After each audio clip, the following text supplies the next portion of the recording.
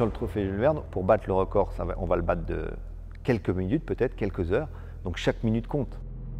Aujourd'hui, les bateaux vont tellement vite dans l'eau, même ils sont quasiment plus dans l'eau, que le plus grand frein vient de l'air. Imaginez quand vous sortez votre main de la voiture, quand on avance à 100 km/h, vous voyez la force qui exerce sur votre main, reportée sur toute la surface du bateau, on peut comprendre que c'est un frein. Sur l'aéro, on arrive encore à trouver des éléments où on peut gagner 1-2 nœuds de vitesse de bateau. À travers les ordinateurs, le bateau il est modélisé, on fait passer du vent dessus et on voit les effets, comment le vent évolue autour du bateau et quels freins ça apporte, quelles sont les traînées de chaque partie du bateau. La traînée, on mesure ça en newtons. On a des gains de plusieurs centaines de newtons, c'est-à-dire, si on peut reparler en kilos, de 50-60 kg de traînée, c'est très important. Une des forces de ce bateau, c'est qu'il a été très bien pensé au tout début en aérodynamique.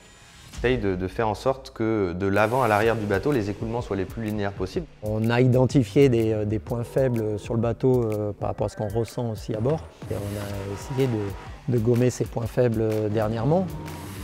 Quelque chose qu'on ne peut pas faire évoluer, c'est la forme de la structure en général, mais tout ce qui est section en 2 dimensions, profil de chaque section.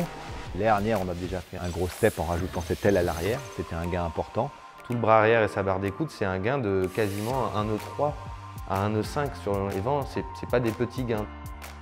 Cette année, on a légèrement changé l'orientation de nos ailes sur les bras avant. En fait, c'est un peu comme un spoiler de voiture, hein. On a changé un peu l'incidence. On a relevé la bâche dans la crosse et en plus on les a rallongés. On a essayé de gommer tout ce qui dépassait. On a rajouté une fermeture entre la baume et le cockpit. L'idée, c'est vraiment d'optimiser l'écoulement du flux entre le mât et l'arrière. Tout est fait pour essayer de réduire la traînée du bateau et du simple détail à des choses plus visibles comme cette casquette là, qui a été rallongée pour pas que l'air soit perturbé jusqu'au bout de la grand voile.